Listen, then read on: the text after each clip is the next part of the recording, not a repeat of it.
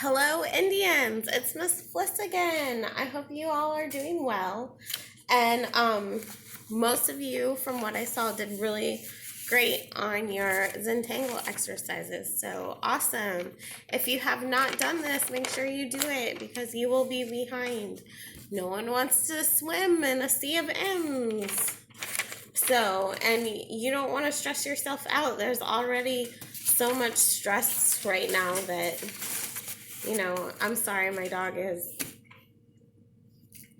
ruffling through the blinds. Anyways, so this is the exercises that I did, and you can see my research right here. These are the ones that I did. A lot of you came up with really good ones, and I really liked seeing your work this week. So we're gonna start the new final project. So that's pretty awesome. And what you're going to do is you're going to use your hand for your Zentangle. You can look up references on the internet and get ideas other than the exercises that you did here. But I would do them before on a separate sheet. And so I have one where my hand is positive and then the background is negative, and I have the other one where my hand is negative and the background is more positive. Now, when you do this, you want to make sure that you reach some sort of balance. So how I reached balance is I made sure that not a whole lot of sections were too dark and not a whole lot of sections were too light. All right, so to begin, you need your hand, and then you're going to need a pencil, and you're going to need an eraser. And if you choose to do circles, you can use a circle stencil. Some of you are familiar with these. We used them in class. Don't have a circle stencil? No sweat. Go around your house and find things that are circles. I have this washi tape. I have this lavender candle. It smells really good too. And then I have this glass jar. So I can use all of these for circles. Like I just place them on my paper and I trace them. No big deal, right? Right. So also, you don't have to use circles. That's just my example. You could do hearts, you could do stars, you could do maybe you have a super cute little sister and you want to do their little baby hand around your hand. That's cool too. Okay, so what you're gonna do to begin is you want one sheet. Oh, and you're doing both. So I want to see your hand, the main Zentangle, and then I also want to see a background where this. So I have drawing paper, but if you only have like copy paper, that's fine. No worries, no sweat. Oh, and you also need Sharpies. So I have my fine Sharpie and my ultra fine Sharpie, and then this is like a Sharpie, it's just a different brand. So I have those.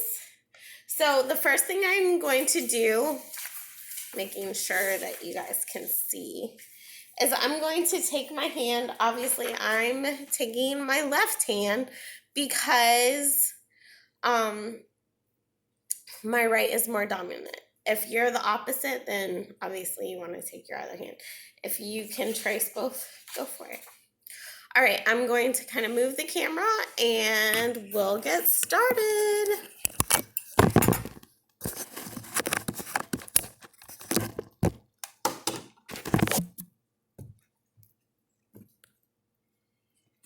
All right, some light.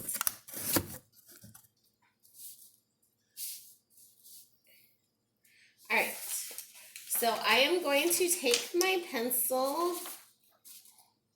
and I am going to trace my hand. That is your first step. Let me adjust this again. All right.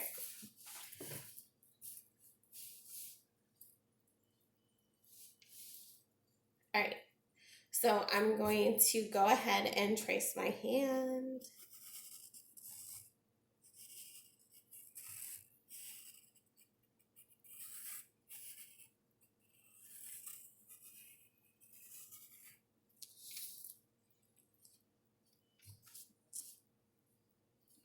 And then I'm going to trace my part of my wrist.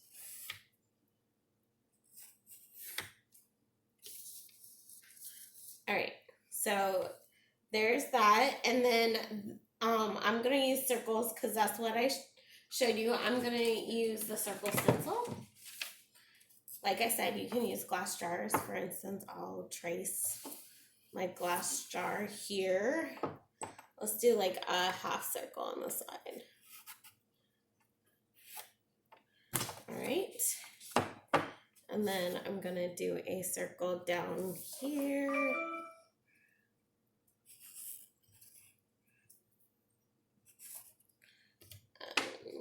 Let's do the candle.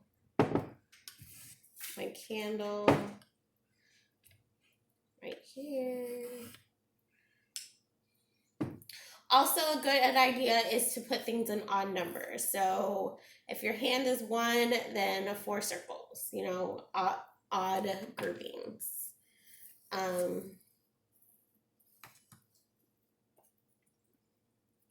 do here.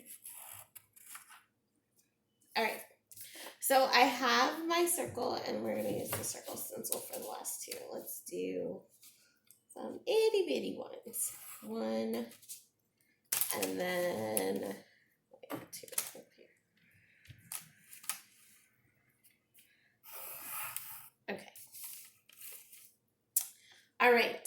So from there, I'm going to make strings, what we call strings. So I'm going to divide up my hand. So there's 1 string. There's 2 strings. Let's do 3 strings. 4. And 5. All right. So now that we have our hand, I'm going to go ahead and take a marker. I'm going to do the thick marker because I really want my hand to stand out from the background. So I'm going to go ahead and trace real fast.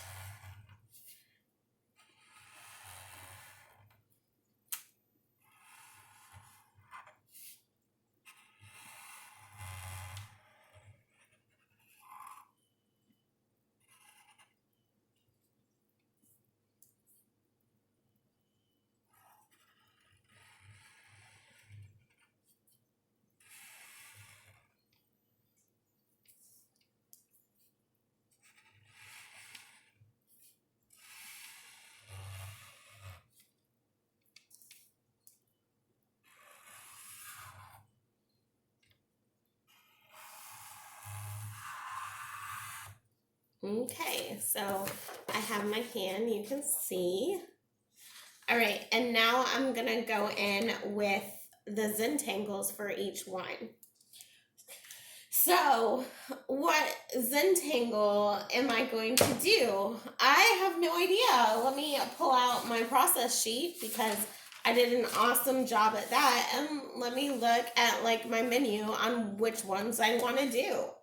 All right, so I think I'm going to do the circular pattern first, and I'm going to do it in this little pinky part of my hand. Let me move it so you all can see.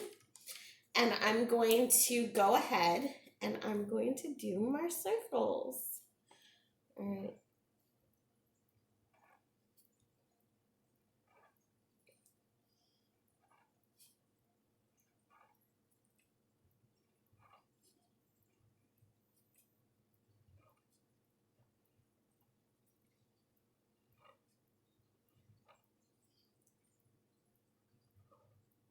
All right, so I did my circles, and I'm gonna go ahead and I'm going to color them in with my fine tip Sharpie. This is a fine tip Sharpie, and this is an ultra fine tip Sharpie. Go ahead in those spaces and go and coloring them in, and I'm going to do that, and I'm going to do that for each section. Now, when my background, I want my background, since my main focus of this one is my hand, I want my background to be light and airy. So when you go to do your background, pick something that is light and airy. So for instance, I did just the dots. So it gives it a background, but it's not stark white. I just don't want to see it stark white. If you didn't, you could do like little layered squares just all over the place and not super dense if you wanted to do that. So I think I'll do that for this background. I'll just have light and airy squares. All right, and that's my demo for today. I am going to go ahead and post this, and I'm also going to post my samples so you guys have an idea. Like I said, you can look online for other samples. All right, I hope you guys have, whoa, I'm real close. Let's see. I hope you guys have a great rest of your week. Stay safe, and until next time, bye.